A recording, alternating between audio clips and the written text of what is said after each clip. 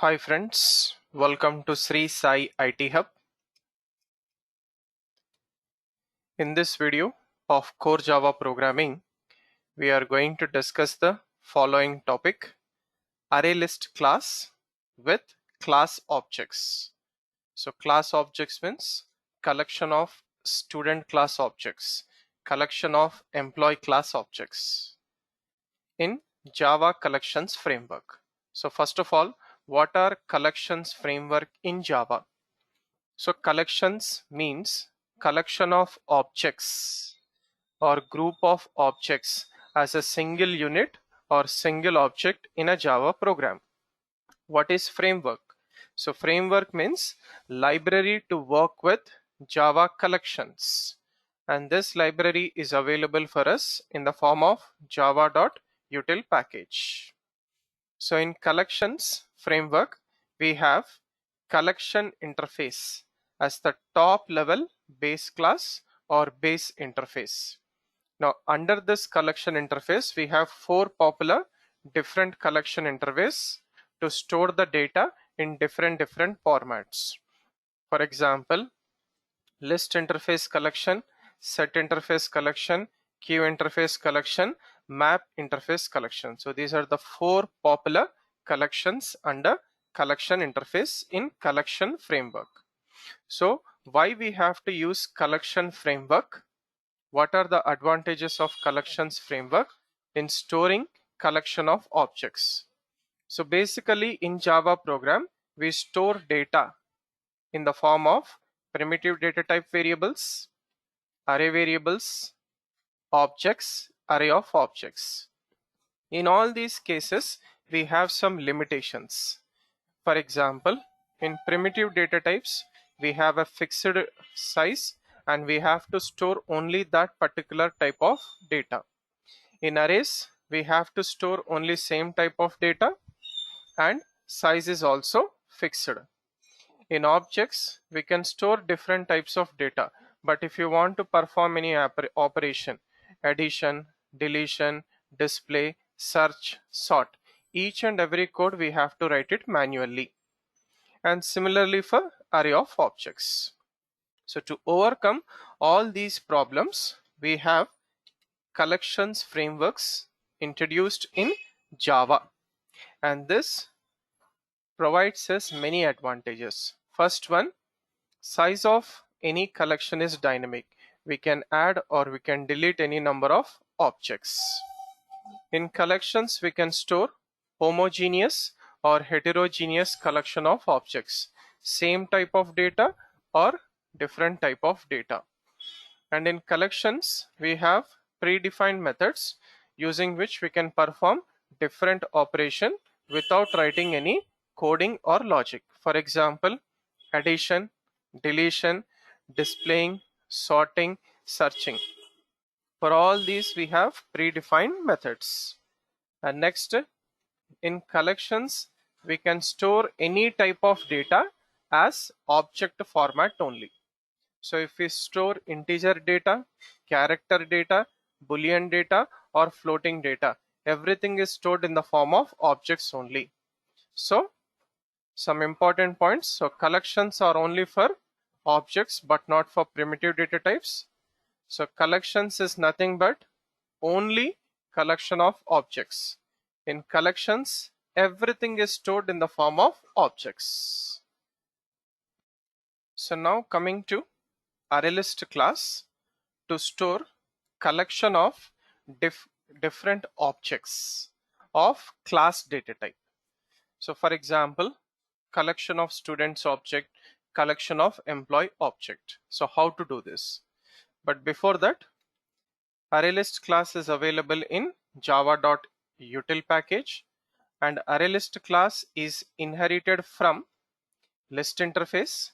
List interface is inherited from collection interface, and collection is interface is inherited from iterable interface. So using this, we can see the description of ArrayList class. Java p-p java.util.arraylist list collection java.lang.iterable. So all the methods of iterable, collection, list can be used in array list. Right, so we'll see that. But what is array list? So array list is available in util package. It is a collection of objects as one-dimensional array. It provides indexes to each and every object which is stored in the array list, and these indexes will start from 0 to size -1. In array list, it can accept duplicate objects. We can have duplicate objects, and in array list, it preserves the order of objects. It will store the objects in the same order which we have added into the array list. And array list default capacity is 10. So whenever we create an object of array list, initial default capacity is 10. Now coming to the constructors and methods of array list. So let us see description now. So java p java.util.arraylist. Right, so going to the constructors. So this is the default constructor with the initial capacity of 10, and this is a constructor with given capacity with int as parameter. So these are very popular used constructors. And then we are going to use add method. So adding a student class object, employee class object into the array list collection. Right, so let us try to demonstrate this with a program using this constructor and method. So array list class example7.java is our program name. Take a new page. So program to create an array list with class objects. We are going to take here student class. So we'll create a array list. So first take java.util package, and then we'll also take a class, student class, in the same program with the 3 data members: roll number, name, height. So take a constructor with 3 parameters: r, n, h, integer, string, floating, and initialize this constructor parameters: r to roll number, n to name, h to height. Next, we are taking a display method. So inside the display method, we are displaying roll number, name, height of a particular student object. So student class, 3 data members, constructor with 3 parameters to initialize the data members, and display method. So let's get back to the array list class, main class with main method. So save this program in our working directory. So create an object of array list, al is equals to new array list, and then we'll create 2 student objects. Student s1 is equals to new student, roll number 1001, name, psi, height 6.0f. And then second object, student s2, new student, roll number 1002, name, ram, and height 5.9f. Now let us add these 2 objects to the array list. So array list dot add s1 object, add s2 object. Let us print array list. What will be printed? Let us check it out. Right. So get back to the command prompt, compile the program, array list class example 7.java, compile it, and then run it. No errors.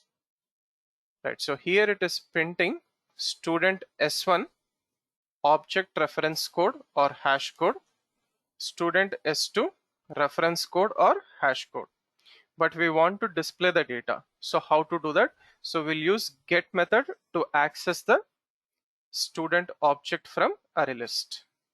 Right, so let us write the coding for that. Here it goes.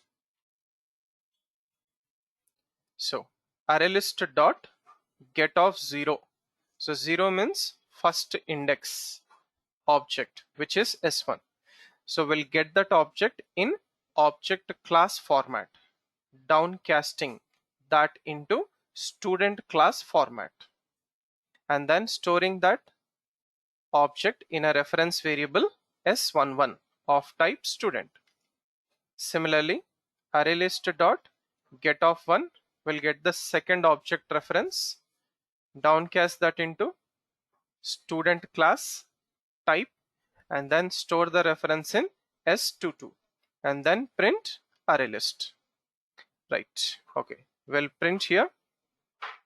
Okay, no need to print, and then we will say here s11 dot display method, so it will display roll number, name, height of a first student.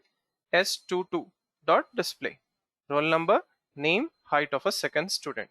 So save this program, command prompt, recompile and run. Right, so s11 student 1 roll number, name, height. S22 dot display roll number, name, height. So here we have to do downcasting to student class type, because every object in collection by default it will be stored in object class format. Right, so this is a note point. By default, in any collection of collections framework,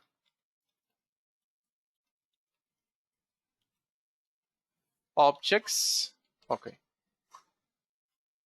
data is stored in object class format. It is stored in object class format. So this object class is a super class for all Java classes, predefined classes or user defined classes. Hence, when we access them, we have to perform downcasting to respective type. Respective type means it can be data type or class type. So this is what is object class format in any collection. So that is what is all about ArrayList with class objects as collection of objects. Thank you for watching this video. Do like, comment and share this video, and also subscribe to the YouTube channel Sri Sai IT Hub. Have a nice day.